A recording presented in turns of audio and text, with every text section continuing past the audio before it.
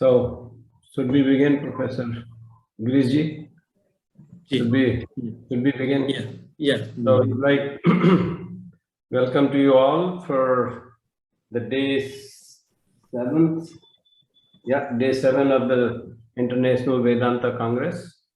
Probably one of the longest running Vedanta Congress, which shows that how persistent we are and we are willing to take the time. It has been wonderful to listen to all the lectures and discussions.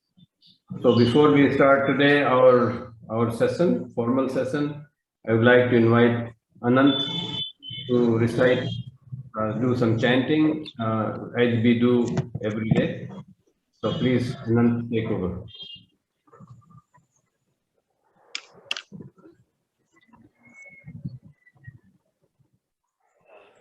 हम जो पाठ करने जा रहे हैं वो एक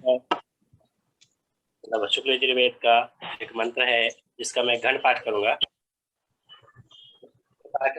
वेद के 2 प्रकार के पाठ किए जाते हैं, एक पाठ होता है, एक पाठ होता है।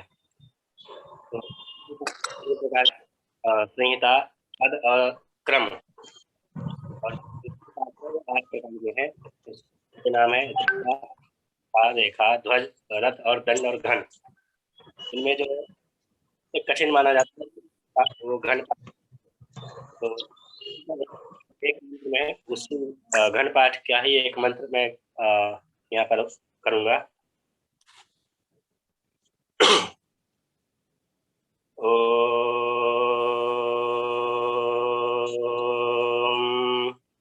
हरि ओम धानावन्तं करं भेणमपूपवन्तमुक्थेनं इन्द्रप्रातरजोखसवनः अथ घनपाठः। हरि ओम धानावन्तं करं भेणं धानावन्तं करं भेणमपूपवन्तं करं भेणं धानावन्तं करं भेणमपूपवन्तं धानावन्तमिति धानावन्तं करं भेणमपूपवन्तं करं भेणमपूपवन्तमुक्थेन पूपवन्तं करं भेणमपूपवन्तमुक्थेन अपूपवन्तमुक्थेन अपूपवन्तमुक्थेन अपूपवन्तमित्यपूपवन्तं मुक्थेन इन्द्रप्रातः प्रातरिन्द्रेन्द्रप्रातर्जुकस्व प्रातरिन्द्रेन्द्रप्रातर्जुकस्व प्रातर्जुकस्व प्रातः प्रातर्जुकस्व नो जुकस्व प्रातः प्रातर्जुकस्व नः जुकस्व नो जुकस्व नः न इति नः। हरिः ओम।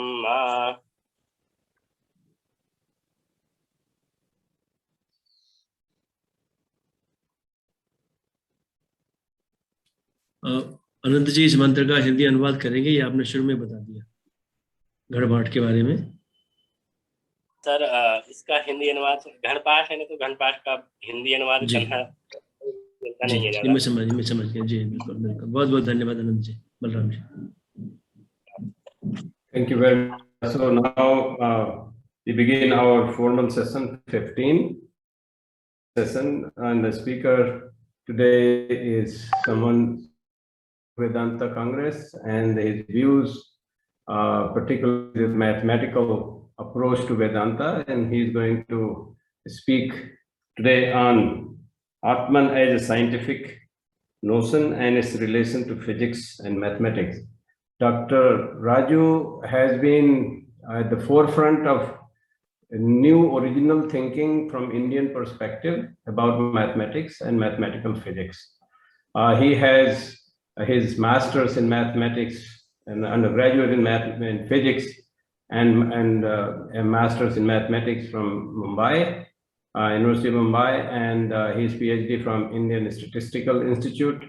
He has some very original papers published that have been challenging some of the fundamental notions of those fields from the Western point of view. And he was very heavily involved in the development of the Indian supercomputer Param. He has authored several books in these fields, which are highly appreciated, including some of the fundamental idea that he has questioned the basis, philosophical basis of mathematics and physics that relates to equations, differential equations, and quantum mechanics, and has been appreciated by people in that field. So I think we are really looking forward to his lecture. I have heard him a couple of times.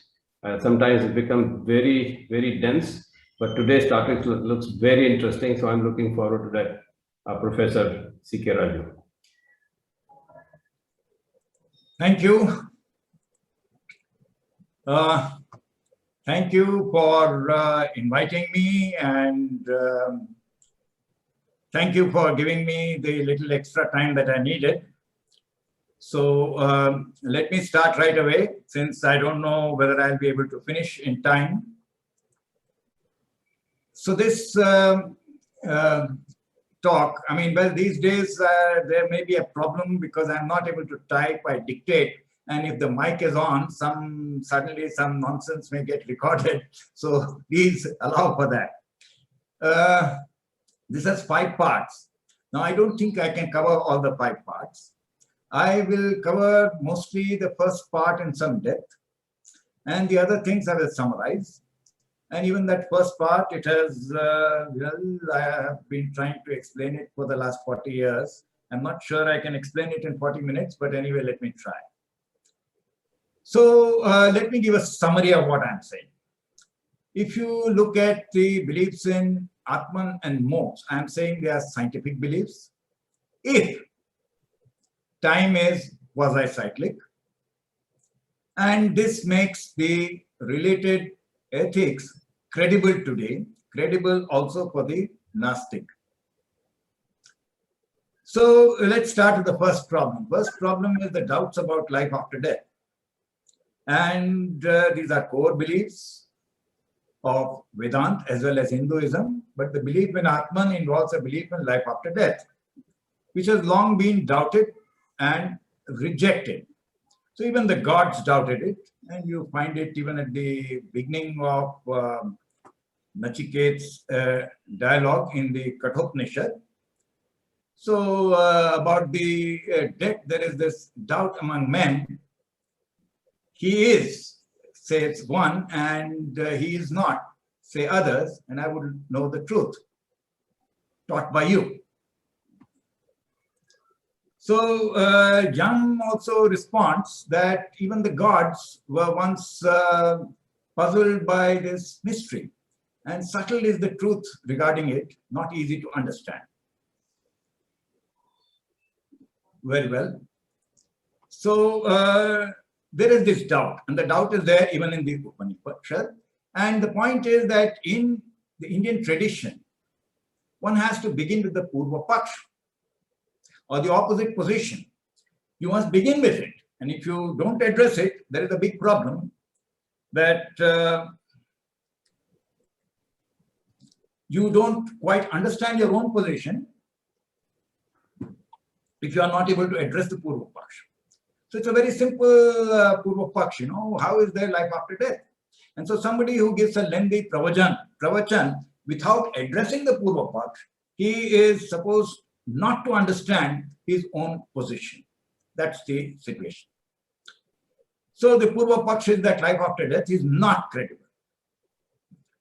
And there were skeptics, plenty of skeptics in ancient India. So from pre-Buddhist times, you have Ajit Keshkambli, and we find this in the Samannapal Sutta of the Digha Nikaya. He calls it a doctrine of fools, an empty lie, mere idle talk. That gifts during a yajna would benefit the person after death. And his assertion was that fools and wise men alike on the dissolution of the body are annihilated, and after death they are not. So these doubts persisted, and they grew certainly till the time of the Adi Shankar, And you find that in Madhav's Shankar Digvijay, first canto and 27 to 29 to 39, that there were so many people who doubted this. And today, of course, you find many people saying that this belief in life after death is due to fear of death, etc. Now, the point is, in the last 2,500 years, nobody has given a proper answer to this doubt. Not even that champion of all Hindu debaters, Dayanand Saraswati, in his Satyat Prakash, you see, chapter 12, he addresses your lokayat, but not adequately. And the core reason, there is a core reason for it, that the Sanskrit Pandits went by Shabda Praman of the Ved. And this was rejected by the Gnostics, like the Buddhists, the Lokayat, and the Jains. So this question is, if we are talking about Vedanta, can we talk about it to the Gnostic? Can we address the Purva Paksh raised by the Gnostic? And abusing the Lokayat is not a valid response. Any ignorant lout can abuse or troll anything. So science is needed to persuade the non-believer. That's why I'm talking about science. And of course, it's not adequate that if science doesn't support you, say, oh, it is modern science, it's materialistic, and so on. If you want to contest modern science, perfectly all right, but show us how to build a better science. If you can't do that, then don't just say it's materialistic. Show us how to do it better. See, no point in criticizing something unless you have a better argument. But my point is just the opposite, that existing science can help to answer skeptics, both ancient and modern, in a credible way, which the Sanskrit Pandits could not do in 2,500 years. So I want to start with Payasi's experiments with life after death. He was the most outstanding of all ancient skeptics, Payasi, and we find an account of this in the Payasi Sutta of the Digha Nikaya. So he was famous for his experiments. See, the important word is experiments. People can say there is no life after death and so on. Is there some problem? So you can say that, but he performed experiments to demonstrate that there is no life after death, and this is the strongest form of the Purva Paksh, which I will therefore address. So he performed, let me tell you something about the experiments he performed. First one was with bad people.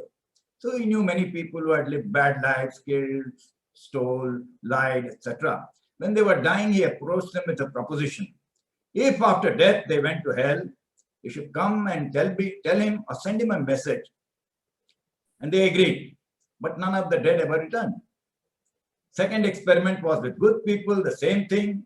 And the good also did not return. And then he went on to wonder that if rewards were awaiting the good people, why did they not kill themselves immediately by jumping off a cliff, etc. Then he tried to weigh the soul.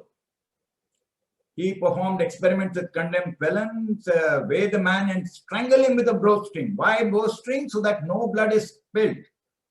And then weigh him again after he is dead, no difference of weight. Then he tried to watch, to see the soul. So he's put a man in a pot, covered its mouth very tightly and heated it till the man is dead, and then made a small hole to see if the soul comes out. Again, negative result. Soul could not be seen. He went on to perform about 30 such experiments. And he concluded there is no Atman and no life after death. Of course, there are plenty of other arguments since then. Why don't we remember our past lives? So if people are reborn, why does the population grow, etc.? So my first response to Payasi is this, that Payasi originated the experimental method. The record says that. So he did something very novel, that he performed experiments long before Francis Bacon. So scientific thought is not Western in origin. The experimental method did not begin with Francis Bacon. So I have an article on that. Maybe you need to take a look at it. And this describes what happened with Bacon and what Bacon did. And so please take a look at that.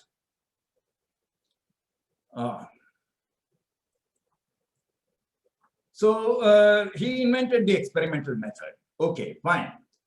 But it is pseudo-nationalist to say you are comparing Vedanta with Western science, even if thought and debate is required to be limited by national boundaries. I am responding to an Indian Purva Paksh.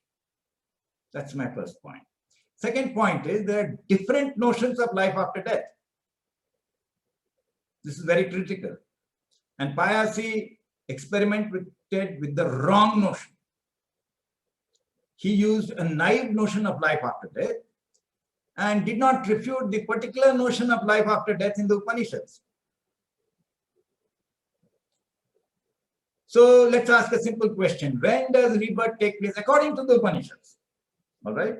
According to the Upanishads, according to Hinduism, when does it take place? So Payasi's experiment wrongly and naively assumed that rebirth takes place immediately after death, because he assumed that the good and bad people would return in his own lifetime. But even in popular Hinduism, that's Bhagavad Gita, rebirth takes place in successive cycles of the cosmos. And each cycle takes a very long time.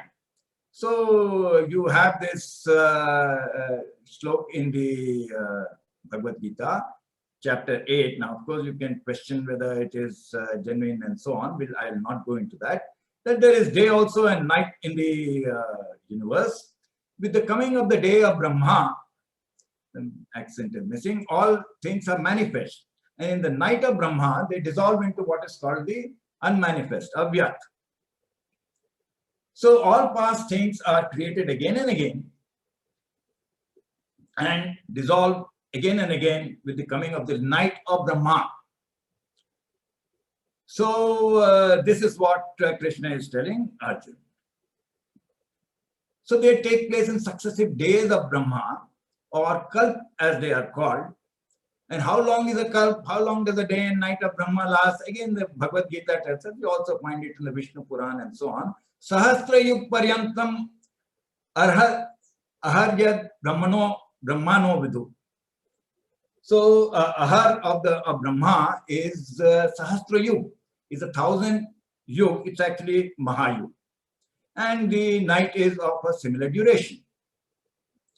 And of course, there are variations on that. Some people change that. It does not matter. I'm not looking at the exact timing. The point is that according to the Vishnu Puran, for example, each Mahayug consists of 12,000 years of the gods. So it is something like that. It comes out to be, if you calculate it, to be 4.32 billion years. And the reason to have this peculiar idea of a divine day or day of the gods is that it should be 1 year, is because, as Aryabhat says in Goal 17, the gods say on the North Pole. Mount Meru is on top of the North Pole and the Asuras stay on the South Pole. So according to him, it's correct that if you are on the North Pole, 1 day and night will last for 1 year. A day will last for 6 months. That's correctly inferred. So that's the reason. So a point is a day and night of Brahma is 4.32 billion. A day is 4.32 billion years. So is a night. And so the total is 8.64 billion years. That's a very, very long time. You're not going to live that long. Payasi is not going to live that long for somebody to come back. And by the way, the analogy is there that an ordinary day and night on the earth lasts for 86,400 seconds.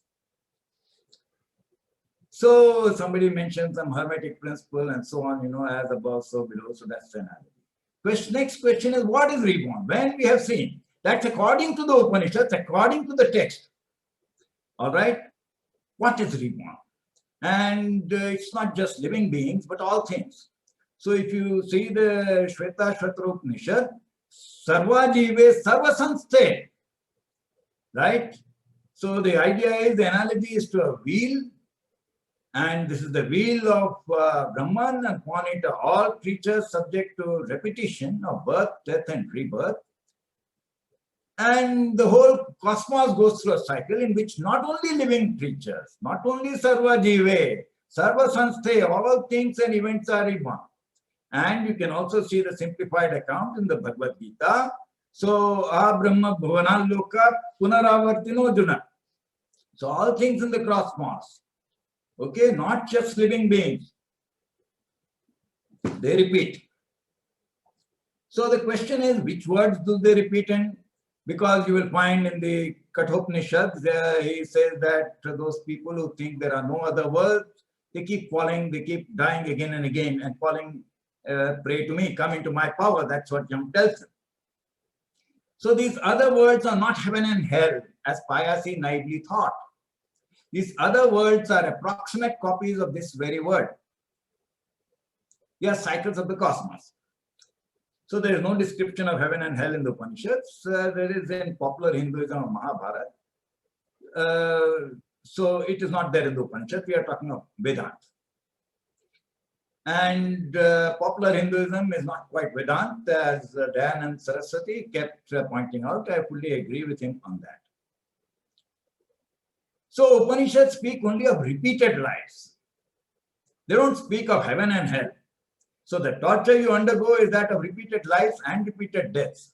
And they speak of liberation or moksha from that cycle of birth and death.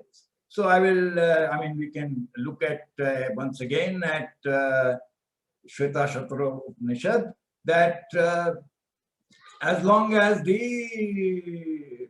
basic idea is that once you realize, the Atman realizes its unity with Brahman, it stops going on that repeated cycle of births and deaths. All right. So the summary that I'm saying is, according to tradition, according to a careful look at tradition, this is a simple answer to the Purva Paksh that Payasi, that Lokayat, etc. gave. When does it take place? Not immediately, but after a cosmic cycle. What is reborn? Not only living creatures, but all things and events repeat. The other worlds are not heaven and hell, but approximate copies of this one. So the key scientific question that brings us to this was, so far I was talking of tradition. Now I come to the scientific question. Can this thing happen? Does the cosmos recur? This is a scientific question.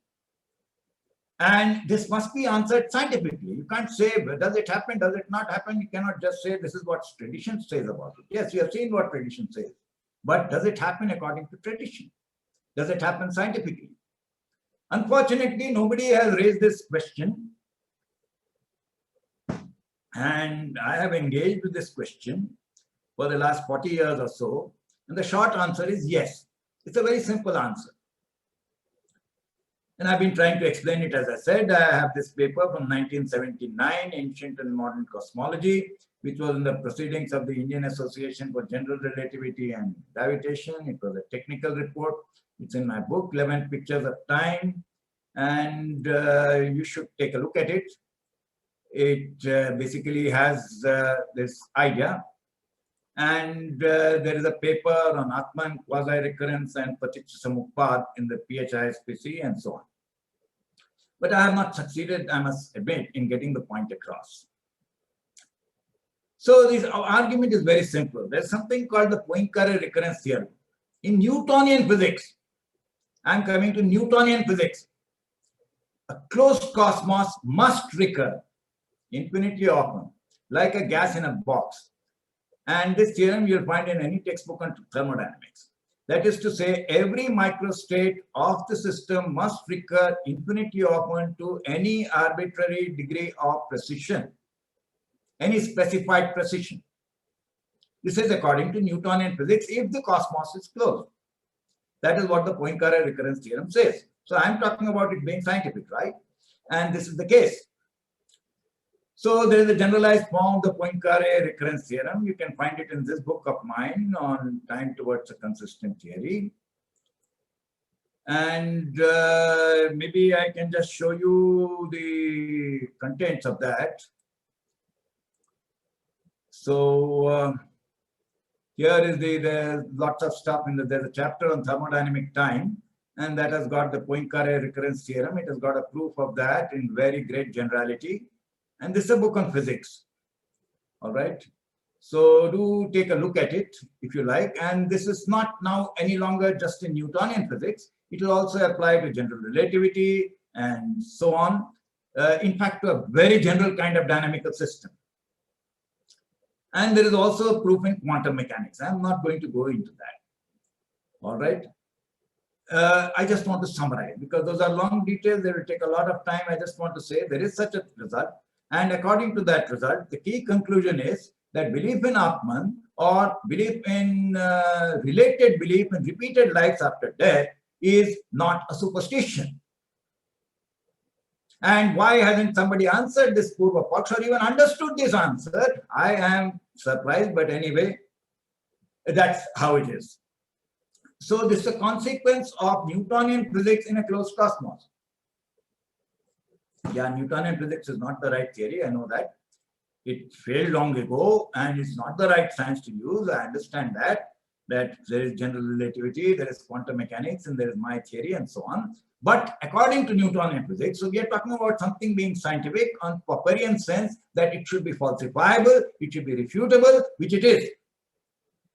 And whether it is true according to the ultimate science is something we will look at. But this is a simple answer. It is not a superstition.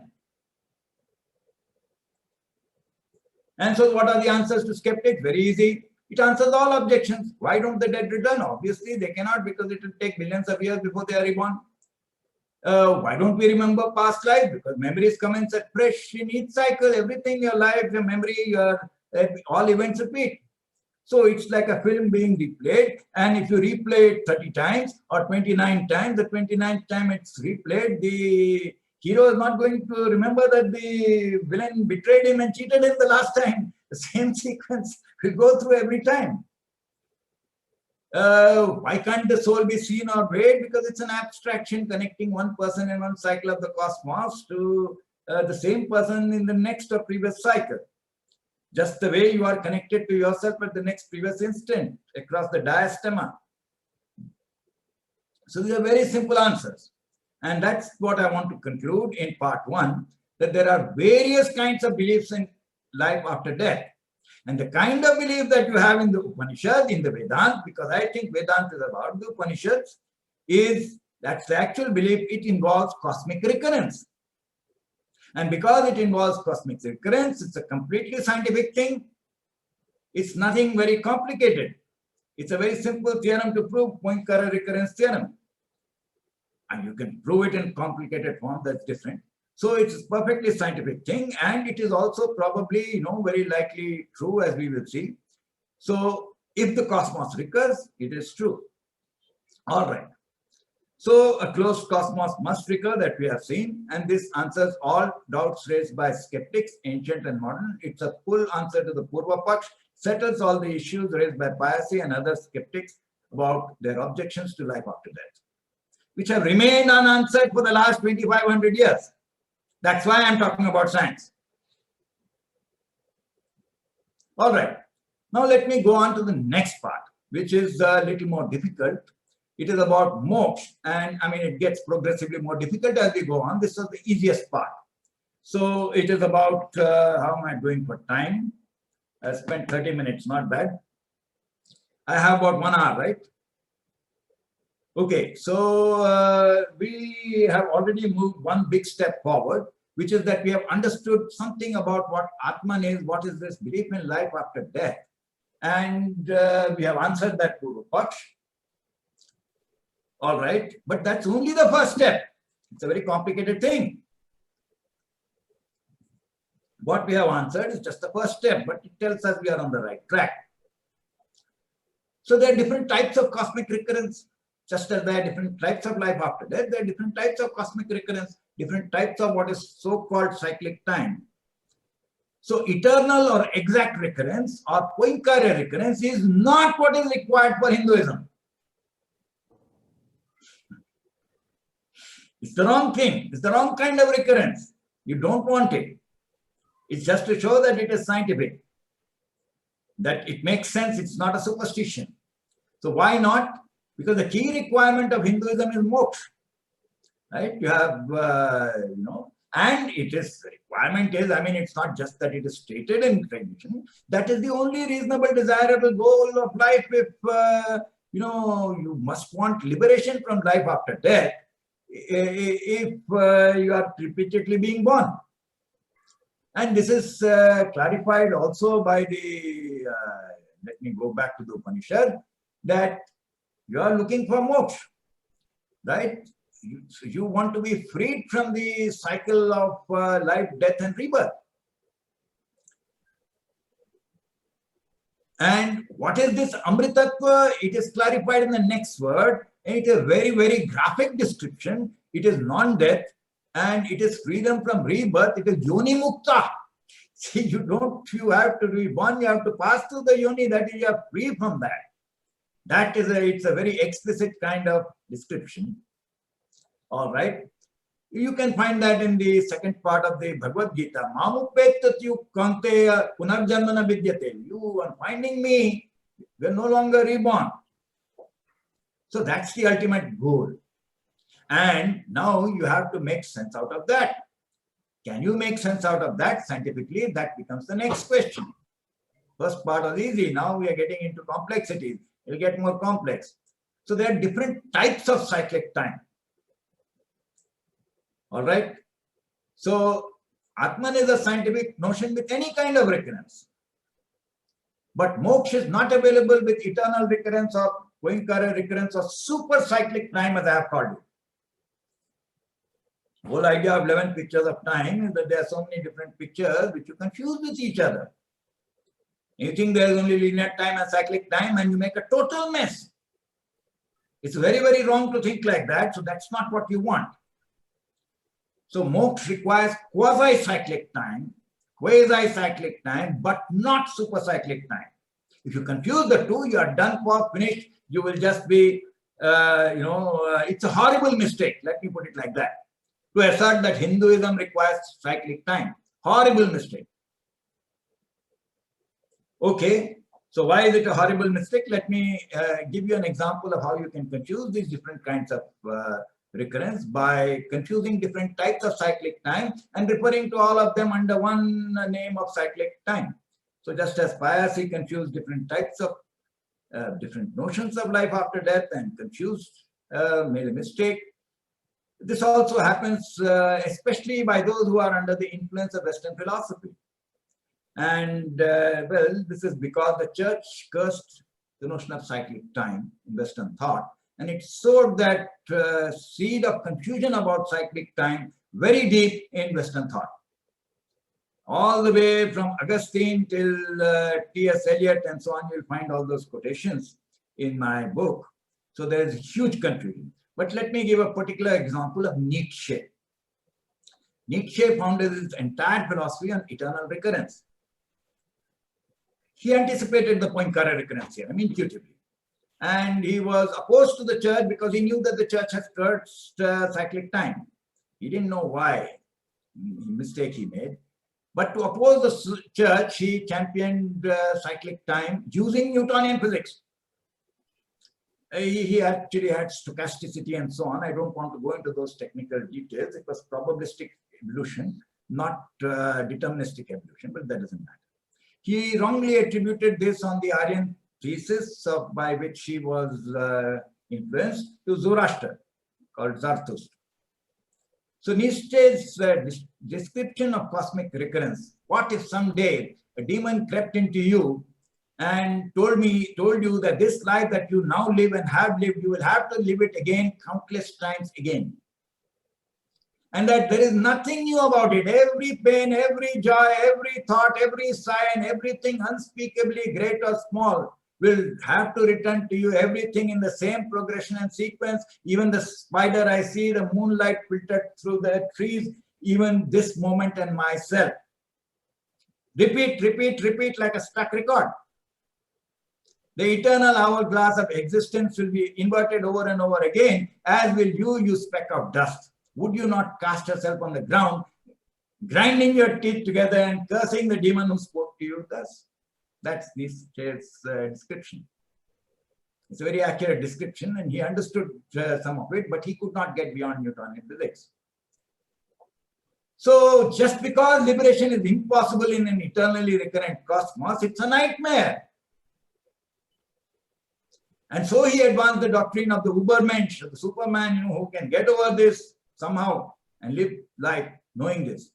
And of course, this confusion was due to the church curse on cyclic time, because it has confused a whole lot of Western philosophers across so many, across more than 1,000 years, 1,500 years. So the non-availability of liberation with eternal recurrence was the argument used by the church to curse it. Now people say, why do you say curse? Because that is the term it used, anathema. It means the biggest possible curse. That's what it means. Check the dictionary on cyclic time. The biggest possible curse that the church could lay, it laid on cyclic time. What was his argument? He said that with eternal recurrence, Christ is repeatedly crucified in successive cycles of the cosmos. Christianity also believed in this. Hence, Christ cannot save himself. And therefore, he cannot save anybody else. How can he save the rest of humanity? So he said in City of God, heaven forbid that we should believe this, for Christ having died once for our sins, rising again, dies no more. In other words, what the church did, this was never an Abrahamic religion. It's nonsense to say it was Abrahamic. He believed this, very similar to Hinduism, or what Origen did. But then it changed. It changed for political reasons. So the church changed reincarnation to resurrection. That is life after death just once, not repeatedly. So that Christ could be saved. So you will be reborn only in heaven or hell or wherever and spend the rest of eternity there. And therefore it made the soul, the Christian notion of soul, metaphysical. So it differs from that and it becomes metaphysical. By metaphysical, I mean scientifically meaningless. Though naturally often translate Atman as soul, because originally the concepts were similar. So the point is, if you confound different types of cyclic time, you end up with this huge confusion.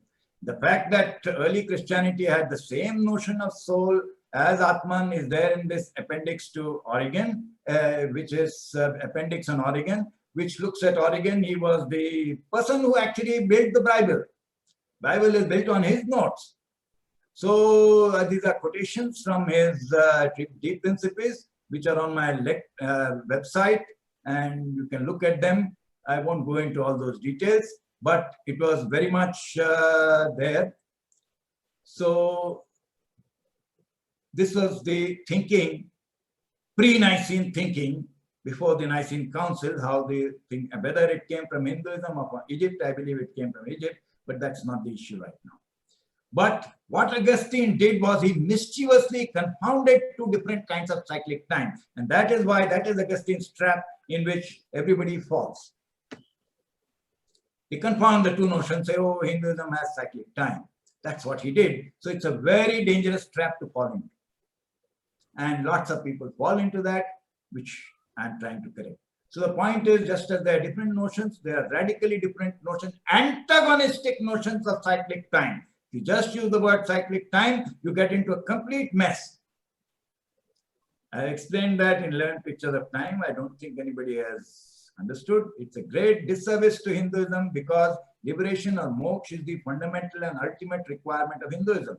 So if you picturize it as something which does not offer liberation, you are doing a great disservice to it. Unknowingly perhaps, but you are doing it all the same. As the Jains say, whether you do it intentionally or not, doesn't matter.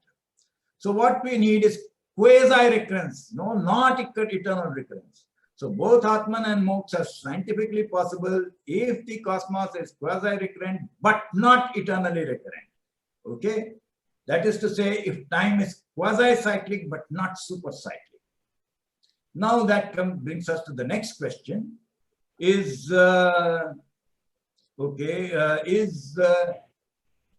it possible for the cosmos to be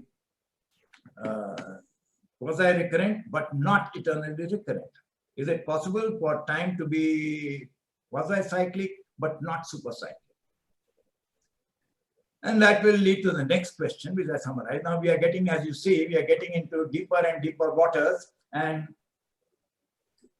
that is my part 3, which is looking at whether quasi-cyclic time is scientifically possible. And then you can't do that just like that. It requires major changes to both mathematics and physics if you want to. Mathematics and physics. All right, why is that? Because it involves a very major difficulty. You have to get rid of the church ideology in Western ethno-mathematics and Western ethno-science. I think those are the correct terms to use. You can't just speak of science. You have to look at it as Western ethno-mathematics and Western ethno-science. Even at the level of 1 + 1 = 2, I've given lots of lectures on that.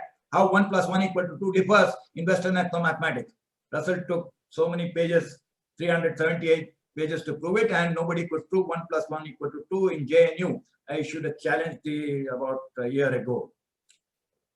So the problem of eliminating that church ideology in mathematics and science, even at the level of 1 + 1 = 2, is difficult, but there are two parts to it. You have to eliminate it in mathematics, and you have to eliminate it in physics.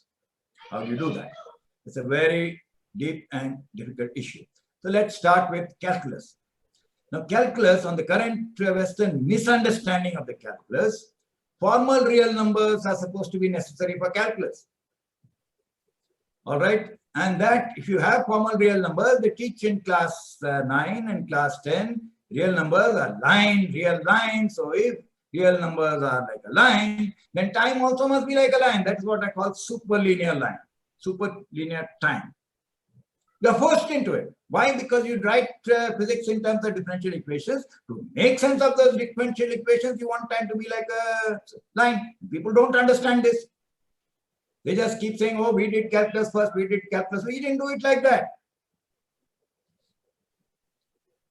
So there is ideology there. Just to write down the differential equations of physics, you are forced into assuming that time must be superlinear.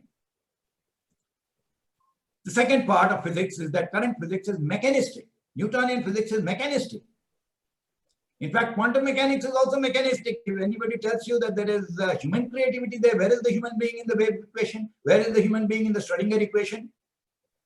I mean, it is rubbish to say that there is the human creativity there, because humans are not specified in physics. So where is the level at the mundane level, you see so much of human creativity at all times. But you need to have that, because most doesn't just happen deterministically or probabilistically or whatever way. It requires human effort. And there is no possibility of human effort in present day physics. How do you bring it in? That's the question. Okay, so I don't use the term free will, because it's 1,000 years of 1,500 years of theology. You'll be trapped in that, you'll never get out of it. Therefore, I'm using the word purusharth or mundane time. That's a mundane observation. So we want the new math and physics if you want to achieve quasi-cyclic time. And that requires a deep knowledge, unfortunately, of mathematics and physics. So I can't cover it right now in 5 minutes or whatever. It will require a whole course. And but let me give you some idea that you don't get this knowledge with Sanskritists, even if they have a PhD in physics, because they will, you can't even say that we had it all along, because it's not already there. Like some people say, we had space travel, etc. We had Newtonian gravitation and so on. Newtonian physics has to be rejected. If you had it, you're finished. So the new math and physics needs to be built.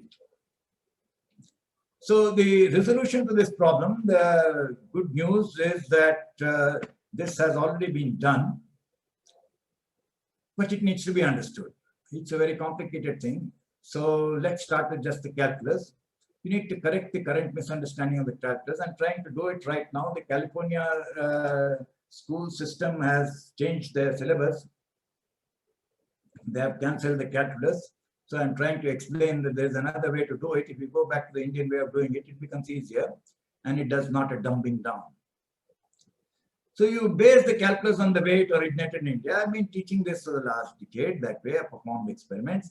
The subtle point that the West did not understand, that Newton did not understand, is Brahmagupta used polynomial arithmetic, Avyakt Ganit. I can't go into it now. What is non-Archimedean arithmetic, etc. Please read up what I have written, for example, in the Springer Encyclopedia. What is the zeroism or shunyavad? Can't get into it. The point is that Indians did calculus. We just, so we did it first, like kids. We did it differently. You have to understand that we did it differently. We didn't just do what Newton did. Newton didn't understand the calculus. You have the courage, you have to have the courage to say that, because you don't do calculus that way today. He didn't have real numbers, he talked of fluxions and so on. So the issue is not that we did it first, that makes no difference here, because we're talking about changing it. So you can change it only if you did it differently. And we did do it differently. And this is explained in my book, especially in the second edition of this book. I'm making it very explicit, which is about to come out. There's also a French translation coming out of Cultural Foundations of Mathematics. So we did it differently. And once you do it that way, you can eliminate superlinear time. You are not forced into the requirement that just to write down a differential equation, time must be like a line. Why should you be forced in? That's metaphysics. Real numbers are metaphysics. Why should metaphysics force your physics? Just because of some ideological concern with the kind of infinity and eternity that the church has in mind. I have an article on that, on infinity and eternity. I cannot go into it right now. But the point is that the revised understanding of calculus frees us from the superlinear time of physics. That's just a short form that I'm giving. You can still use time as a parameter, that doesn't matter. Of course, it's necessary to reform the entire philosophy of mathematics, which is what I'm doing, because basically what the West did was that they stole everything and they added a layer of metaphysics based on the politics of the crusading church. People don't understand where is the politics in 1 + 1 = 2. I try to explain, but they don't know 1 + 1 = 2 in all of JNU. In real numbers, I offered a reward of 10 lakh rupees. And 1 lakh rupees, they gave their result in 1 week. I'm still willing to offer it. Again, so the point is that they don't know the Indian calculus, the Indian mathematics, arithmetic, algebra, trigonometry, probability, statistics, everything was imported from India, but a layer of metaphysics was added to it. It was written during colonialism as superior. It was not superior, it was inferior. But it served a certain political purpose. Likewise, we know that Newtonian physics has failed. Now, why has it failed? Is it just that, some Michelson Morley experiment, something? That's not correct. I've analyzed it in my book long back, last 25, 30 years, I'm trying to explain. It failed because of internal conceptual confusion over the notion of time. I've explained this so many times. People don't understand, what can I do? If you find something wrong, please let me know. It is just that. Therefore, Newton did not have a clear concept of time. He changed the concept of time given by his predecessor, Barrow. And you need to understand why. That is why it had to fail. Because he did not define how to measure time. So God knows. But you need to know, if you want to do physics, you need a clock. He didn't define a clock. So what the theory of relativity does is that it defines the speed of light as a constant in order to create a clock. That was Poincaré's understanding. Very clear understanding. But you wrongly credit to Einstein in myths and superstitions and so many things.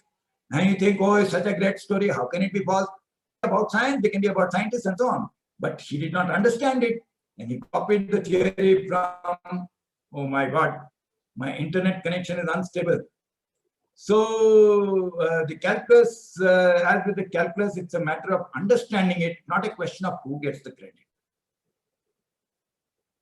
All right, so he failed to understand relativity, that it forces functional differential equations for physics, because there's a time delay and so on.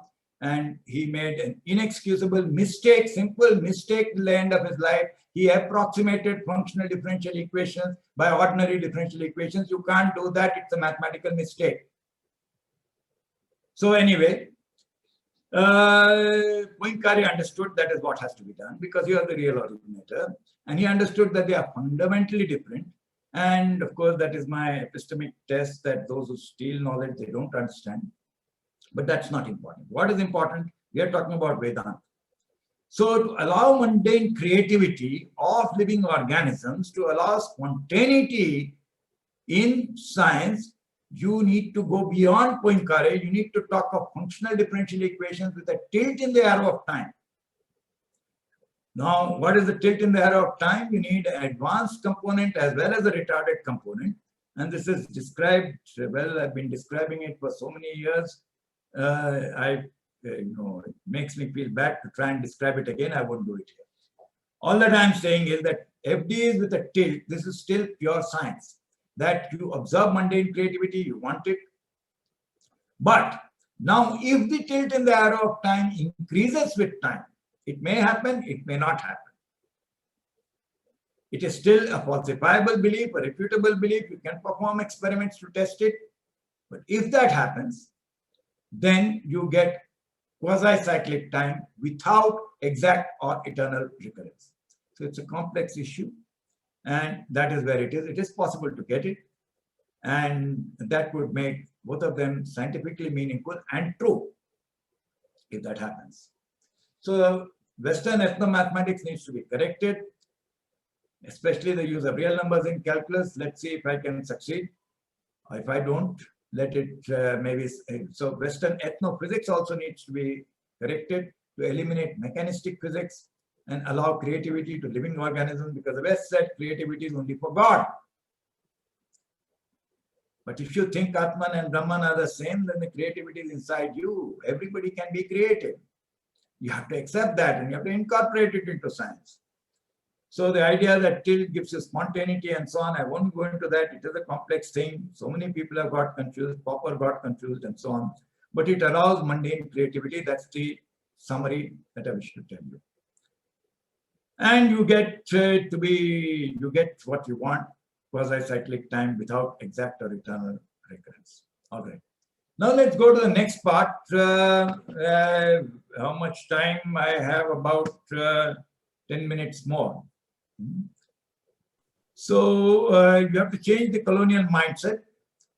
Colonized people don't understand mathematics and science. They think that the validity is not to be decided by themselves. Some Westerner has to certify, has to approve, and then it is right. If Hawking says, Stephen Hawking says, you may be talking nonsense, but it has to be right.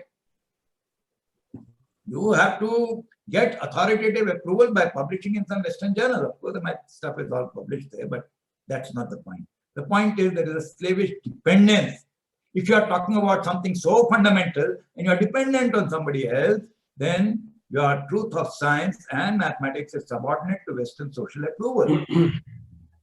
And that makes the agenda of decolonization impossible, because the agenda of decolonization can work only if you apply your own mind. West is not going to approve this change because it gets political leverage from ethnomathematics and ethnoscience. The Nobel Prize was given last year to Penrose in physics. And he is, I had a debate with him anyway, let's not go into that, let me finish this, that it's not going to allow you to have that quasi-cyclic time that you want for Vedanta or Hinduism to be scientific. You have to decide what is more important, whether the Western approval that is important, then go get it, stop talking about this. You can't get both. Let's be very clear about it. And if you have the illusion that you can get, keep trying. So you can't do it because you have the sense of inferiority. What you do is inferior. What those guys did, something superior. They gave you some false history. You believe it, like Newton invented calculus and so on. So we need to understand that the West systematically promoted racism based on that and so on. And the counter to that is not to promote one's own false history. Oh, we had this, we had that. We can also tell lies. Yes, but nobody is going to believe you. You don't have that propaganda. You don't control Wikipedia and so on and so forth. So what you need to do is to replace false history with truth, which you can defend. Doesn't matter if nobody believes you. At least some people are smart enough. Everybody in the world is not a fool. As I said, you can't fool all people all the time.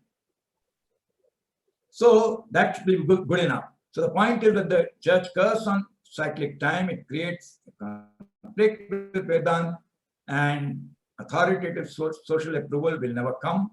And you need to get rid of that Western church ideology in which pervades Western ethnomathematics and science, and this consciously influences science at the highest level. I have an article on this. It is there in mainstream. It's called A Singular Nobel, and it's a very long article on what is wrong with what Penrose did and why he should not have got the Nobel Prize. But anyway, he's got the Nobel Prize, so there is nothing to be done about it. I can't discuss it. It is there. Please read it. It's available online. And the Indians living in the West can't do it, and the Indian government won't do it. You know, it appointed Manjul Bhargava for its new education policy. He's a formal mathematician. So this ensures they know you give a prize of $1,500, and Indians will just fall over everywhere and change their entire syllabus, change their mathematics syllabus. And this was done. It was also given to an Iranian. obviously done for propaganda purposes, but we don't understand that. So the Indian way of changing, the Indian way of teaching calculus will not happen in our universities. It has not happened. I don't think it will happen. It forces superlinear time, and that's it. So, let's see what happens in the California State Board. So you do what you like. It does not matter to me. Just don't tell me what to do. Don't tell me go teach in a Gurukul to keep it alive. Why should it be kept alive? Let it die with me. What is important about keeping it alive? And why should it be my duty to keep it alive? I have tried to explain. If people are not able to understand, I think that's their problem. And don't give me advice, because if you don't have you could not address that Purva Paksh for so long, you don't need to give me advice. You need to think, do some introspection of what happened. So after 8 years, I predicted that the Indian government is not going to change the syllabus, and that's exactly what happened. You can't do it even on a trial basis. You're afraid to try. In a university, it's so easy to have a course. So easy, you don't dare to do it. So I think that it will not happen. And pedagogical demonstrations have been done. They have been done in Malaysia and so on. So let this knowledge go elsewhere, or you can be proud later. We had it first. So for those who still are interested, you can read my books or let this knowledge die. Now, I just want to say that possible in principle, but it is impossible, nearly impossible in practice. In India, it may happen in Africa, it may happen in China. I don't see it happening in India. So the conclusion is just a question mark. There's no conclusion. It's a political struggle. The outcome is uncertain. And those who are happy to remain mental slaves of the best, they don't need to be spoon-fed knowledge of eternal revelation. Last point I want to make. I still have 5 minutes, 7 minutes. What difference does it make if Atman and Moksha are scientific beliefs? What difference does it make to my everyday life? And the answer is that it makes the related ethics credible, even to the non-believer, even to the Gnostic. So I explained that, and I have a long paper on it called the Harmony Principle. It is in Philosophy East and West. It's not coming up. Here it is. So it's called the Harmony Principle. It tries to explain this and so on. And the basic idea is that you need to live so as to increase harmony in the cosmos. Now, do I have some more time, or would there be questions or something? Are there questions, or should I just complete We normally this? don't have questions for plenary sessions, but depending on when you finish it, we might. There are no questions, is it? You don't allow questions. We normally don't have questions, but if we leave some time, we will ask. Anyway, then let me complete. I'm just saying that there is survival ethics, everyday life. What you do is you look for status, territory, and so on, and that is based on survival. Whereas with moksha, you're looking for just the opposite, abandon the world. So it is not straightforward that this ethics is credible. So it will, the ethics which would be abandoned instead, and your Shabda Praman has limited credibility. And so the two ethics need to be reconciled, what you go with naturally and what is being said here. Unless you can reconcile it, it's the ethics which would be abandoned. And well, there is a long analysis. Why exactly do living organisms want to survive? And there is no explanation for it in the theory of evolution. Just assume this is most natural that people want to survive. And there is no possibility for creative and non-random evolution. So I think the point is that this conflict is there, and the idea is that ultimately what you're trying to do is you're trying to increase harmony in the cosmos. Maybe I'll stop and I will take, against your tradition, I will take a few questions. Thank you. Thank you, Professor Raju. It's as usual. There are some things in the chat. There is one or two questions in the chat. That one of them is just to explain something. I can't hear what you're saying. You cannot hear me? I'm not able to hear. How about other people? Can you hear me? I can hear you. Yes, we can hear. Okay. Yes, we can I hear. can hear you. I can hear you. See if he can. Maybe I should.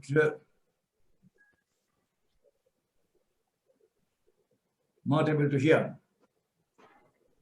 There is one question. Do I have some followers for this channel of perception? Well, let me Yes, read. there are Let me read the followers who question. they follow simple things. And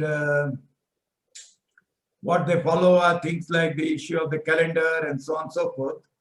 But there are followers, especially in Africa, they are willing to accept that there is, you see, by the way, the Egyptian thought and Indian thought are very similar. And mathematics is also similar to, for example, string geometry or Raju Ganit is similar to what they have. So, so I do have some followers, but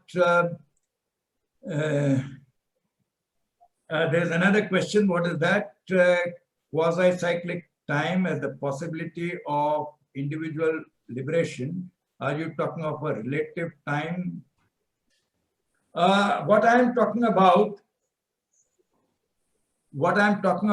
is spontaneity. That if you allow advanced interactions, if you allow interactions with the future, then this is going to result in spontaneity. See, suppose you have time travel. Imagine, I mean, look at what is called the grandfather paradox. As a physicist, you should understand that. Grandfather paradox, suppose the time travel arrives here right now. How do you explain it from past causes? You are not able to explain it from past causes. Otherwise, you don't need the idea of a person coming from the future. So the cause is in the future. So maybe you should take a look at my paper on time travel and the reality of spontaneity. And there is also an article on that in physics education on time travel and light. So the spontaneity is very confusing because Popper got confused. His Mont paradox, he wrote half a dozen papers in Nature long back in the 50s. And they were all confused on this issue. And he agreed that he was confused. Well, he didn't agree he was confused. He said he would answer. He agreed that my arguments were strong, but he didn't have an answer. Is there any other question? Yeah, I just wrote one, but I'm not sure whether you're able to hear me. Further explanation of both Atman and Moksha. I explained it in such great detail that Atman is scientific because it is refutable, it is falsifiable. We are talking of cosmic recurrence. According to tradition, your life after death is in the context of cosmic recurrence. And now I am saying the next part of it is that you don't just want any kind of life after death. You want some possibility of creative intervention in the world, because it is meaningless to say Atman is Brahman unless you can create. And how do you create? So you need a different kind of physics and you need a different kind of quasi-cyclic time, which allows both things to happen. So not only is it scientific in the sense of being refutable, it is scientific in the sense of being very likely true. More questions. Okay. So Balram Singh, can I ask a question? Okay, does consciousness, I don't know what consciousness It seems is. he's not able to hear, so you Yes, can just please. write it. He's not able to hear. I can't Professor hear you. I Ravi, can't hear anybody for some reason. Yeah, so just write it. I suggest everybody please just write it. Sound settings have gone wrong. One second. Professor Kaushal, please Sound write it. settings. And he is able Something to has read happened to it. the sound settings. I'm not very good in writing chat box. Well, I will write it for you. Say it what you want to say. I will Just a write minute. it. Just a actually- minute. Sound is okay. Output device is not working.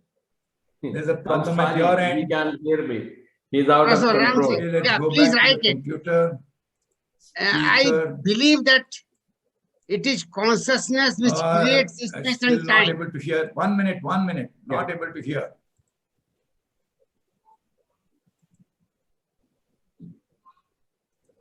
Yes, please try again. So, Yeah. Yeah. Now I can hear. Okay. Microphone got Mr. switched off. Raju, Yeah. Hi. Raju, I hope you remember, I'm from Delhi University. We met once Yeah. upon a time in, Yes. you were in the, CDC. Yes. So my question is that it is consciousness which creates space and time. On the other hand, you are using the same concept of time while talking about moksha or any other spiritual process. So how do you justify? I don't know what consciousness is. What is your consciousness? How does it create space and time? Only a conscious person can say that this is the space-time concept. Dead That's a body tautology. cannot. That's an axiom. That's a So tautology. consciousness creates That space is your and time. statement. That's your statement. If you are not conscious, will space and time stop existing? Then question comes at cosmic Hey, I time don't. or cosmic consciousness Let us agree and to local disagree on time that. or local. Yeah. We have agreed to disagree for the last 30 years. Let us continue to disagree. There's another question here. Amba gets reborn as Shikhandi with the sustained purpose. Yes, that is popular Hinduism. I agree that popular Hinduism is a bit different from Vedantic Hinduism, Upanishadic Hinduism. And so I would, yes, I think that the distinction needs to be sorted out, because in the Upanishads, there is no such thing of, the whole idea that you have karma sanskar, but, exactly how it works out in this way is not quite clear. It is not very clearly stated, and I don't know how that would happen. So does that, okay, Kathopanishad. No, the words are there. The word Narak is there in Kathopanishad. Word Swarg is there, but it is not that it is the same thing as the Mahabharata concept of the word of the two. It is no, there is no description that this torture is taking place. Look at Dante's description of hell. That does not exist. And nowhere have I seen such a description in the Upanishads. The word is there does not mean the concept is there. What it means. all right. Well, What thank is you. the difference between, yeah, okay, right. Thank you. Thank you, Professor Raju. As usual, your presentations are full of provocative observations. It will be always good to continue this discussion. You raised many issues of theology and the fundamental aspects and assumptions of mathematics that have been originated elsewhere. And you brought the idea of Vedanta and especially the Mahayuga and other things. And they all really, each one of your presentation, each one of your slides, actually, I would say that will be taking our presentation to discuss. I did raise a question as to, maybe similar to Professor Kaushal, as to the consciousness. Does consciousness do these things mathematically? Even though maybe the time and other thing, it does really, is the mathematics work there or not? I don't understand consciousness. What I can talk about is the link between physical and biological evolution. Okay, please do that. Yeah. Okay, that I have. What is the difference? So if you are allowing spontaneity in physics, then you can have creative evolution. I raised that point that it is not necessary. May I complete responding to him? Please go ahead. So the idea is that in Darwin's theory, mutations take place at random. They are not creative mutations. So the giraffe gets a long neck not because the entire species of the giraffes desired to grow a longer neck and they became tall. It just happened and the others got eliminated, and so on.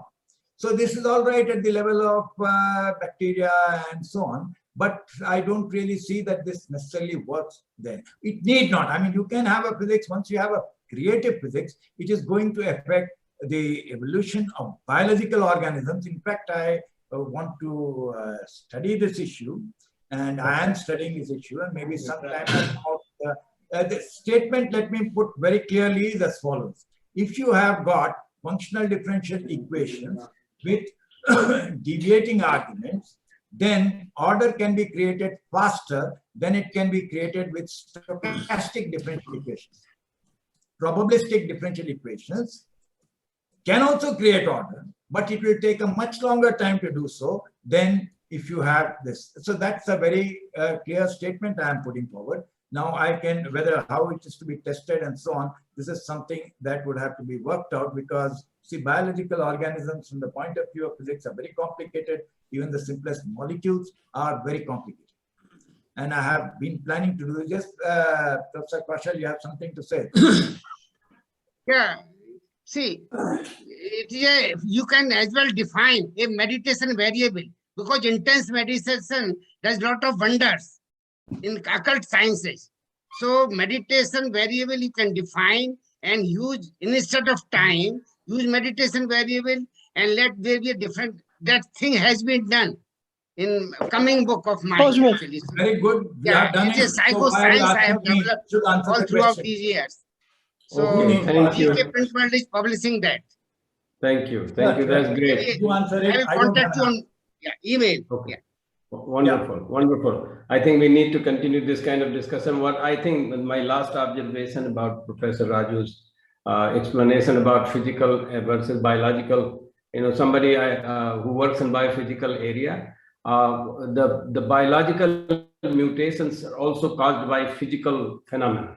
So there may be, that's why I was very interested, because the mutations about the DNA turning into one base to another base is something to do with how the circularly polarized light interacts with the nucleotides and their dipole moments and other things. So I think that may be a great understanding of this, because I like your idea. I'm talking of creative evolution. Yeah, I'm no, I understand. I understand. Apart from But randomness, if a particle radioactive decay and some particle energetic particle hits it and changes it, that is one sort of thing. But a creative evolution to increase order is a different proposition. Right, That's right. all. But I think it's a good idea to continue this kind of discussion, and I think we did almost done with our time. So I really want to profusely thank you for bringing this kind of discussion. You at least give the whole array of information that people should consider, and many of those ideas you have already considered in your books and articles, and they should be debated, they should be even questioned. And I think you are one of those persons who have always welcomed that, and that's a wonderful thing to do. And I really admire your passion for this. And thank you very much for coming to the Vedanta Congress and making this presentation. Thank you so much. And I'd like to now invite Professor Girish Najha to take over to this next session, the session number 16, I think. Thank you. Thank you so much, Balramji. Thank you for leading the session so nicely, previous one.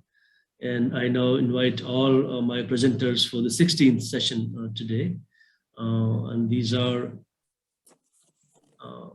Kavindra Rishi, Jeffrey Armstrong. He's going to speak on the Vedantic discourse and the linguistic distortions from English language. Kavindra Rishi ko dekh lo tab. Hello. Yeah, he's here. Right. He's here. So this topic certainly will be very interesting to me, but looks like a lot of linguistics going to be over there. And the second speaker is Raj Kumar. He's going to speak on Vedic theories of creation. And then we have Lalit Pandey, is our own student from the School of Sanskrit and Indic Studies. आधुनिक परिप्रेक्ष्य में आयुर्वेद सम्मत शाला की तंत्रोक्त नेत्र चिकित्सा विज्ञान. And then you will have Kanika Saraf. She's going to speak on was Patanjali and Advaita Vedanta, re-evaluating Samadhi in the Yoga Sutra. Again, a very interesting topic. And then we have Annie Melfi. She'll be speaking on the power of affect in the Vedantic pedagogy. And the last speaker would be Anushita Mandal. She was our own student from JNU, and she did MPhil here. She's doing teaching in Kolkata in the Sanskrit College. So she'll be speaking on the Vedanta thought and the Brahmachari in the modern education. So I once again invite all the presenters. And the first of all, Jeffrey Armstrong. He is the well-known founder of the Vedic Academy of Sciences and Arts and an award-winning author of numerous books of Vedic knowledge, including spiritual treatises of the Avatar. Armstrong is an Ayurvedic astrologer, and I have had so many interactions with him. He's been almost a regular speaker in our Vedic Vedanta conferences, and a very interesting person, a very, very eminent astrologer of Canada.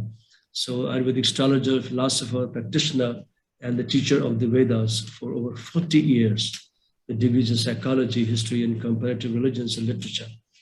He's also had a successful career as an executive in Silicon Valley and as corporate speaker for Fortune 500 companies before turning to teaching the philosophy and lifestyle of yoga full-time.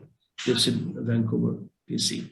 So I now invite Jeffrey Armstrong. Please, Jeffrey, take over and do your presentation. Thank you so much. Thank you, Girishji and Alramji, for all the incredibly amazing effort that you put in to make this historical event possible. I think we're so used to technology, we can think, oh, this is normal. This is not the normal we have known forever. This is a new normal, and it's quite remarkable.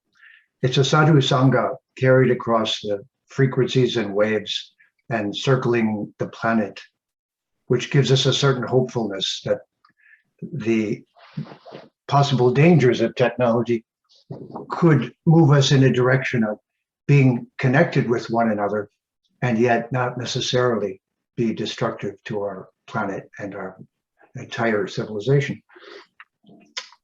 I always begin, Om Guru Brahma, Guru Vishnu, Guru Devo Maheshwara, Guru Sakshat Parabrahma, Tasmai Shri Gurave Namaha, because I have been so fortunate this lifetime as to have transferred my affiliation from one civilization, Western civilization, and all of its splendid chaos and violence, and occasionally beauty and amazing discoveries, over to the Vedic Vidya. And in particular, then, this makes me a specialist in the process of bringing the Sanskrit Vidya into the English language, which is a chaotic and turbulent and irregular language. That's our topic for today. And I have most recently done a translation of the Bhagavad Gita, not because we needed another commentary. All the great acharyas have already preceded me done that. And so what I could see was that the conversation about the Vedic Vidya has to proceed in a certain way. It has to be calm. It can't be an argument and in the wrong tone of voice. It needs to address the human issues as people are experiencing them around us. I invented a term a while back that if the Abrahamic religions are the people of a book, then we in the Vedic culture are the people of a library. Now, that's the good news.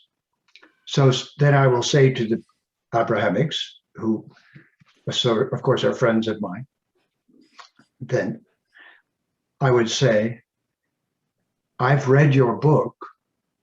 Have you read our library? But it's not fair to say, go read the whole library in Sanskrit. So we need a few lead texts which lead the way and which allow us to keep the conversation, you might say, steady and not chaotic. So the Prasthana Traya Vedanta are the 10 principal Upanishads, the Vedanta Sutras of the Vyasadeva, and the Bhagavad Gita. So in this translation of the Bhagavad Gita, I have not put a commentary. I have simply translated the verses. And the process that I undertook is what we're discussing today. And it is how to bring the significant points of the Vedantic understanding into English without the English obstructing the process and without degenerating into a chaos of misunderstanding and confusion because of the irregularity of English. But just a historical note, the poet Chaucer and then later Shakespeare were both aware that within 200 years of writing their poetry, no English speaker would be able to read their poetry because the English language was morphing and changing at such an intense rate. This remains true, and it's the fundamental question, really, that the Vedantic knowledge, the Veda, has been written down in Sanskritam. And because of the 6 Veda Angas, Jyotish, for the high end of the discussion of karma, and then Kalpa at the bottom end for the discussion of what really is ecology. It is the rituals of relationship between the humans and matter. This word ritual was poisoned by the colonizers, pointing to the Agnihotra Yagya and saying this primitive, pagan, etc., etc., etc. But in fact, the Agnihotra Yagya is a part of a reciprocity between the laws of nature and the humans living on Matabhumi, and that kalpa is our equivalent of scientific standards. If we didn't have pipes and electric wires and things to a certain common standard, we couldn't use the energy we have and pass it from house to house. So kalpa and Jyotish, very interestingly, are where the tires hit the pavement and where the cause and effect is in its about to be passed down stage with the grahas. So if you have that in mind, in between, there are 4 sciences: Shiksha, Vyakarana, Nirukta, and Chandas. Essentially, the science of etymology, the roots of words, the grammatical rules of Sanskritam, Ashtadhyaya Panini, 4,000 grammatical rules, give or take. My professor of Sanskrit had memorized them all. That's Pandita. I'm just a beginner. And then the correct pronunciation of the Sanskrit so that the vibratory effects are also a part of the transmission, which is very crucial. And then, of course, the poetry, the chandas that is necessary for it to be memorized and passed forward. So with those, we see the perfection of Sanskrit, and we do not see that with any other language on our planet. So in any discussion about this, I simply say, there is no other historical language existing now on our planet with literature that has those 4 safeguards to make sure that the knowledge is passed forward without what linguists call linguistic drift. There's even a slang saying in English, do you get my drift? Do you get the drift of what I'm saying? Because English is not precise in most cases, or let's say it fluctuates between the Latin that it was based on and the German and other languages. But at any moment, the English can slip away from us. But Sanskrit doesn't do that. Sanskrit does not slip away from us and drift over time. But what it does do is it has many levels of meaning. Now, when we're trying to explain the Vedic Vidya to those who don't understand it yet, there's a ritual, a procedure, in my opinion. So let's imagine that there are 3 problems. The first is historical. As I listened to our last speaker, I felt the intensity of someone from a colonized culture that is a brilliant civilization trying to extricate itself from the many attacks that had taken place over the last several hundred years. So let me just say this one thing first as I go into the linguistics. I believe we're at a very important moment in history where the Abrahamic religions, especially Islam and Christianity, have to say some of our followers went very, very wrong, became violent, aggressive, burned libraries. I think that's the symbol. As I said, if we're the people of a library, then certain groups of Islam and Christianity became the people who were library burners. Now, this is not all the innocent Muslims and Christians. They're just people and they have a sincere belief, and I honor all of them and they're my friends. But I'm pointing to the historical event. Those book burnings symbolize the frustration and fear of having a library of knowledge that is trying to explain our existence. So I would like to put forward to everyone that Vedanta resolved that in the context of the library by having the Acharya's comment on the 10 principal Upanishads, the Vedanta Sutras of Vyasa, which you may remember were written down during the time of Bhagavan Sri Krishna's avatar, shortly thereafter. And those texts, the Gita, of course, included, the Gita is kind of the user's manual. So in my opinion, if you really wish to simplify and yet not lose anything in the process of explaining the Veda to people who don't yet know about it, just get a reliable version of the Bhagavad Gita, one that doesn't make it complicated and that can be explained to someone else, 701 verses. It was designed to make the key principal points of the Vedic civilization and its viewpoint understandable. Now with that, what obstructs this is the question. So one thing is talking too fast. So please don't. Slow down. And then we have to address the first problem. During the colonization by Christianity, they inserted their own vocabulary of English words, God, soul, sin, heaven, hell, etc., Lord, into the discussion and imposed them upon the conversation of the Vedantic meaning. And this remains to this day. You hear people all the time say, I'm very spiritual. Well, I'd like to ask the audience right now to just tell me in a few words what the word spiritual means.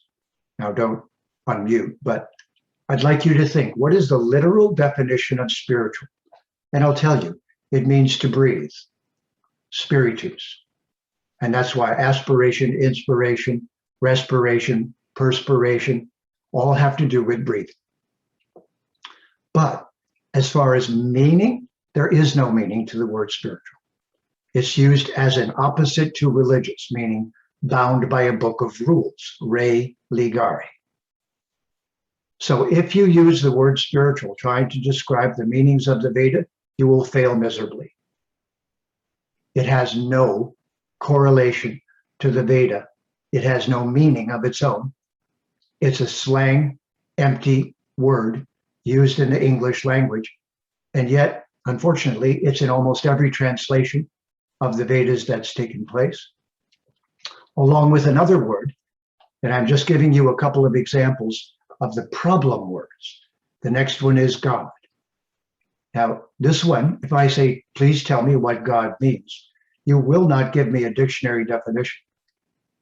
You will give me an abstract definition that is your version in English, and you will start telling me something, but there is no agreed upon definition in the dictionaries. What dictionaries? Okay, now I need to make a quick distinction for you. In English, there are two kinds of dictionaries. Usage dictionaries, which explain the way words are used every day, the everyday meaning of the words. That's the dictionary that everyone looks at. And by the way, did you know dictionary is a Sanskrit word? Well, isn't it giving diksha? How interesting.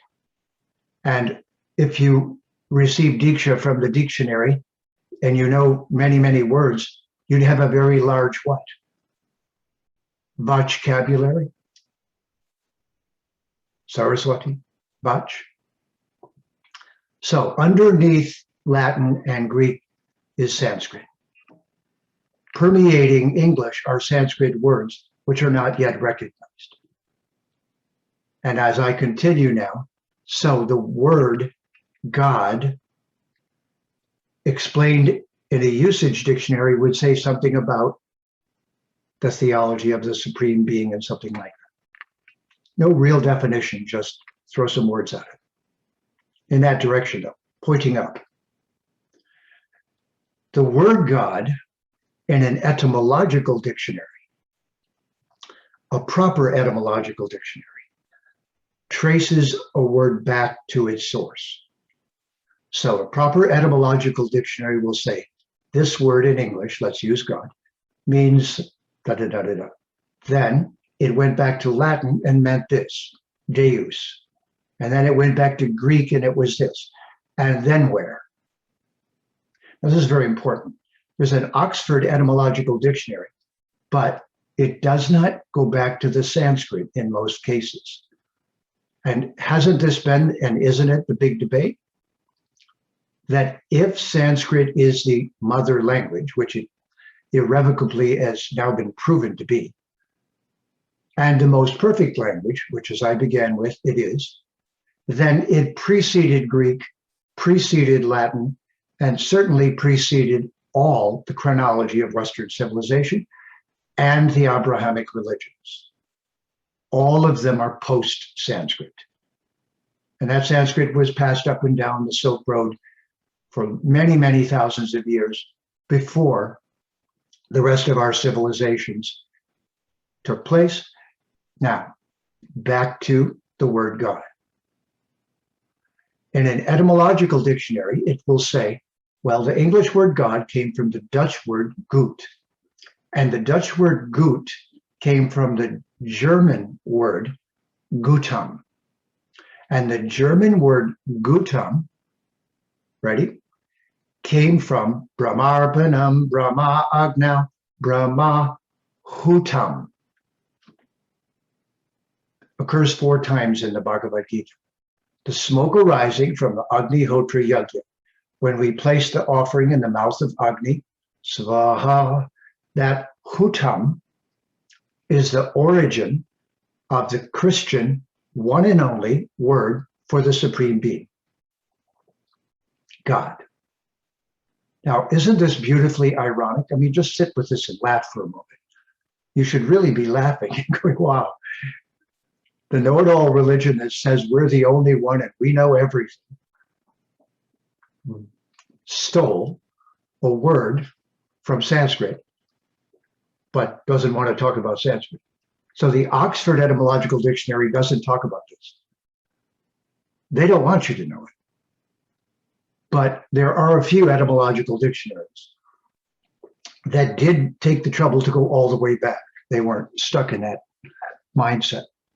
So God is not, first of all, a meaningful English word in that it has drifted away from its meaning altogether. But as a word, it does have meaning. And the word is in Sanskrit, and the meaning is hutam, the smoke arising from a Vedic yajna. Now, you'll notice that in almost every English translation of the Bhagavad Gita, the word Bhagavan has been replaced by the English word God. So I want to bring this to your attention as the all-pervasive problem still in almost all Vedic translations of text is that they are using words like God, sin, religion, our Hindu religion. It's not a religion, it's a dharma. Don't say that. Our spiritual conclusion. No, you don't mean spiritual. You mean the conclusion of Vedanta is Brahman. You don't mean spiritual. You don't mean religion. There's not sin in the Vedas. Sin is an English word that's derived from the word is, because if you're a Christian, because you exist, you're a sinner. So S-I-N is with the negative N put on it. The word Lord is an English word from Haflard and Haflady in Middle English, and it meant the lord and lady who owned the land, and they would pay the servants working on the land in bread. So it's loaf lord. Lord is Haflard, and a Middle English word that means the one who bakes the bread is the Haflady, and the one who distributes it to the servants or slaves, indentured servants, is the Haflard. And of course, the favorite prayer of Christianity is the Lord prayer, give us this day our daily bread. Now, I could go on, but we don't have time. So the first step in decolonizing all translations of Vedic texts is do not use these colonizing Christian terms, which were inserted into the Vedic discussion by force or because there was no choice. So they need to be removed. And this is one of the purposes for which I am working. And that is to make it clear to everyone, you have to decolonize your language in order to explain the Veda and the Vedanta, the conclusion. And to not get lost in the ambiguities of English or to be working for your colonizers. So we're in a transition right now, a renaissance of Vedic thought, going away from the colonizing period. So the first thing, and your children will not be able to do this in school if you don't help them do it. And if we don't help them to learn how to do this, they'll remain lost. And if they're lost, they can't control the conversation. And I don't mean by shouting, I mean by speaking clearly and by introducing Sanskrit words. So step one of the process I'm describing to you is remove all colonizing terms, no exceptions. Just remove them. From whatever is your favorite translation, go through with a pen and strike out all the English words that should never have been there. Now there'll be holes in the text. So this is the next point. The Sanskrit terminology. Words exist in Sanskrit that do not exist in any other language. These words are not just words, they're the Akshar Brahman. I know you know this, so I don't have to go in detail. They're chunks of Brahman. This is the meaning of the Sanskrit. It's not just a language. It can be spoken, but it's actually bits of Brahman landing here within Prakriti. And those chunks of Brahman are the key to Veda, because Veda means Videya, it's idea, it's the video. You know that the English word video comes from Veda. But when do you hear someone from India saying this to the whole world? Say, hey folks, what you call video is a word that came directly from the word Veda, and it means that which allows you to see. Okay, so first problem, get rid of the colonizing words. Second problem, start using a few Sanskrit words, not too many, enough that you can describe realities that cannot be described in English. Cannot. Prakriti, Brahman, Atma. There are no synonyms. Now, I just need to point something out here. Recently, my dear friend and someone I admire so greatly, Rajiv Malhotraji, put out a book called Non-Translatables. And he did a marvelous job of opening the conversation. But he also did something that is an inevitable part of not knowing English well enough. So I'm going to say two things. One must know Sanskrit well enough, and then they must know the problems in English well enough. So translation is Latin, translatio. It means to carry across. So just think, we're trying to carry across the Vedic meanings into English. Then the next thing to ask is, are there equivalent Sanskrit and English synonyms? It's called synonymity. Are there direct synonyms in English? And this is what Rajiv meant to say, it's what he was trying to say, that there are no equivalent words in English to act as synonyms when you do a translation. There is no word for Atma in English. And soul has a different meaning. It's a Christian term, and it does not have the same meaning as Atma at all. It means a little son, but that's not the real meaning of Atma, is it? So in order to teach the Vedas, we must take a certain number of Sanskrit words and teach them as a part of the conversation. If we don't sit down and patiently do that and give the listener a vocabulary of Sanskrit words, then you cannot explain the Veda. So in the Gita, what we did was we put about 100 Sanskrit words and left them in the verses in translation with a glossary of 100 Jeffrey, or so. hello. Can you please conclude? You have shortage of time, please. Have I done 20 minutes? Yeah, you're done 20 minutes. Sorry? Yes, 20 minutes 20 are over. minutes. You are done with, you have taken 20 minutes, Kavindraji. Ah, time Sorry, is more cruel. than that. Yeah. All right. So 3 things need to be done to summarize. First, remove the colonizing terms. Second, include the Sanskrit words that have no synonym in English. And third, clarify the English using an etymological dictionary so the words you use in translation do not create further problems and misunderstandings. When that happens, then the translation, the transmission takes place.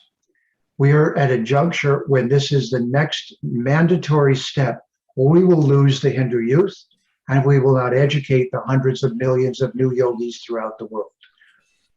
So these 3 processes, clean up, use the Sanskrit, and clarify the English. Thank you very much. Thank you. Thank you, Jeffrey. Thank you so much for highlighting a very important point, the mistakes made by the 18th century Indologists and thereafter in consciously or unconsciously mistranslating Sanskrit words, keywords in getting to what is called a workable translation of Sanskrit texts of culture.